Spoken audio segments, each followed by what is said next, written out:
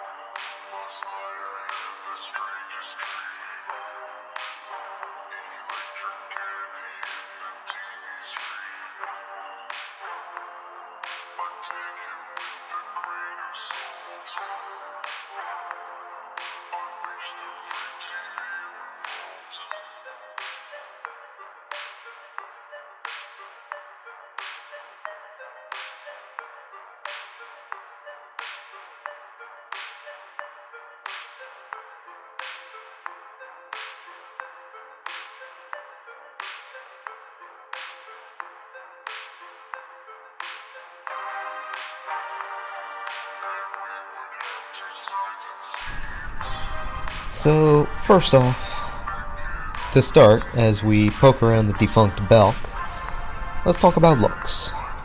Dutch Square, I don't know, it's a little quirky.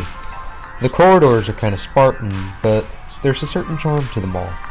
It's not perfect, it's a little bland in some spots, but it does have some cool vintage little features sprinkled around, like those storefronts we saw earlier. It also has some plants around the mall, which do bring a little more flair to the mall. I'm not sure if they're real or not, but if they are, they do at least look well tended to.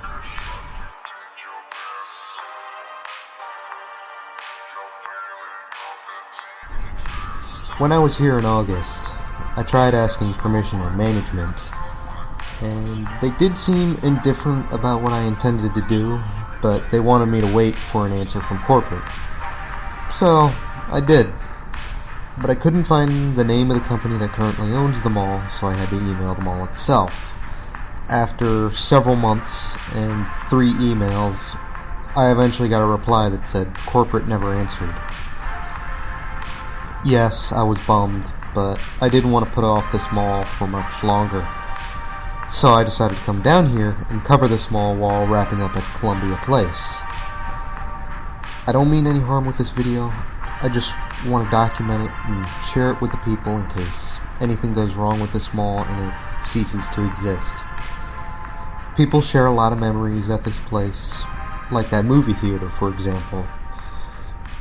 It would at least be nice to have a place for people to share those memories.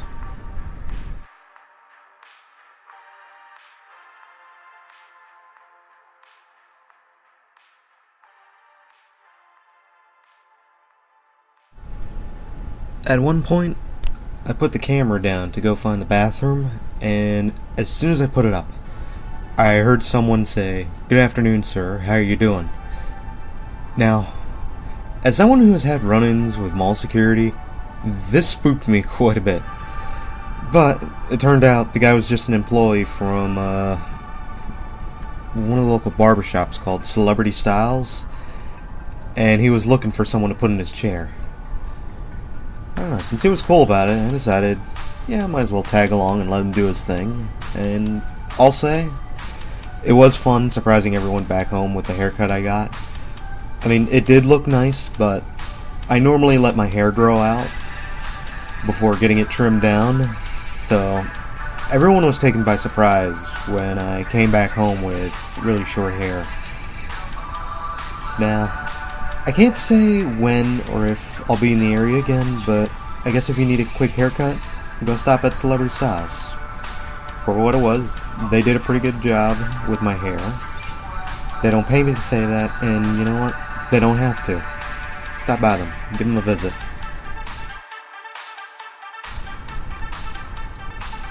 So that barbershop brings me up to my next point about how to revitalize this mall. Given the overall look of things, there are a few small businesses coming in to mingle with some of the larger chains that have stuck around. There are also a few unconventional mall tenants coming in, like Planet Fitness, for example. That could be the way of the future for this mall. Small businesses and some activities for the people to do. The area around Dutch Square is still holding up pretty well, and perhaps utilizing the Dutch Square Mall as a hub for activities beyond traditional retail will be the best option for the time being. Well, I'd love to say more, but this is a pretty small mall, so we're nearing the end. Hope you enjoyed the video as always. I have some special surprises in store for this summer, so do stick around for that. You can find some insider info about that on Patreon if you wish to donate $1 or $2. Like, subscribe, share if you enjoyed the video. If you didn't, do tell me in the comments on how I could improve on future videos. Until next time, this is Doomie Grunt, wishing you and the Dutch Square Mall farewell and good luck.